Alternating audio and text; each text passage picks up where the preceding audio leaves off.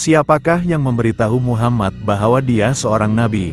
Menurut Muhammad, kata-kata pertama diterimanya dari Tuhannya yang disampaikan oleh malaikat Jibril. Direkodkan dalam Al-Quran 96 ayat 1.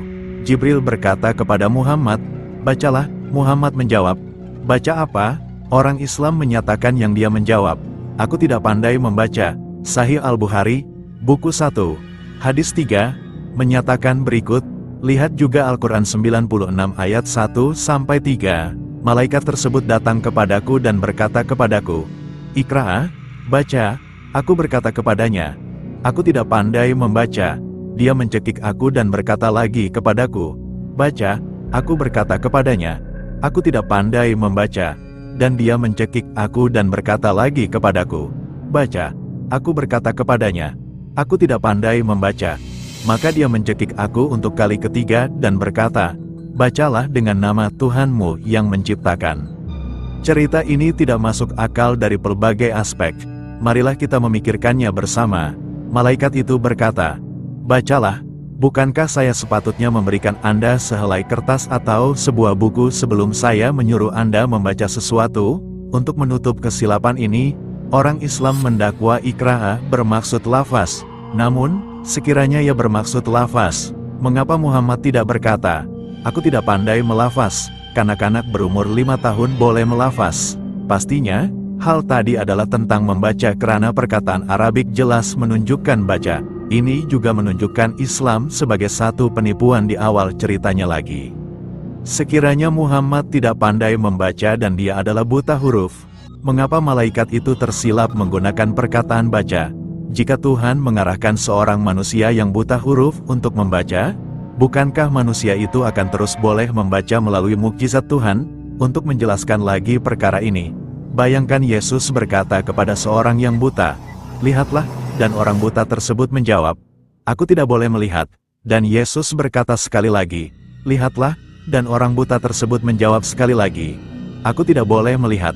Dan Yesus berkata untuk kali ketiga, "Lihatlah." Akhirnya, orang buta tersebut masih menjawab, "Aku tidak boleh melihat." Ini lawak jenaka. Apakah tujuan dia menyebutnya 3 kali sekiranya tidak apa-apa yang akan berlaku? Muhammad masih tidak boleh membaca. Sekiranya ia adalah tentang lafaz, mengapa malaikat menggunakan perkataan Iqra' yang bermaksud baca? Ingat, Allah yang telah memilihnya, bukannya malaikat tadi. Oleh itu, Allah telah memilih perkataan yang salah pada mulanya, yang menyebabkan Muhammad keliru. Apakah rahasia di sebalik mencekik Muhammad? Adakah aksi mencekik itu menyebabkan Muhammad memahami apa yang disebut oleh malaikat tersebut? Sudah pasti tidak. 1. Mengapa mesti 3 kali? Semuanya tentang nomor. Dari awal-awal lagi, Islam bermula dengan kesempurnaan Trinity. Sekali baca, tidak memadai. Tetapi, baca, yang ketiga menyempurnakannya. 2. Setiap perkara dalam Islam adalah berlandaskan nomor 3. Contohnya, menyebut 3 nama-nama Allah sebelum apa-apa, menyempurnakan wudhu berlandaskan nomor 3, menghembuskan hidung 3 kali, mengelap tangan 3 kali, dan menggoncangkan kemaluan 3 kali. Semuanya diulang 3 kali. 3. Saya memikirkan terdapat pendedahan yang lebih mendalam di sebalik cerita yang direka-reka tadi. Hakikatnya, Muhammad mendapat cerita rekaan tadi daripada tuannya, Waraka ibn Naufal. Demi memahami siapa yang sebenarnya mencipta Islam, bacalah bersama saya Yesaya 40 ayat 5-6.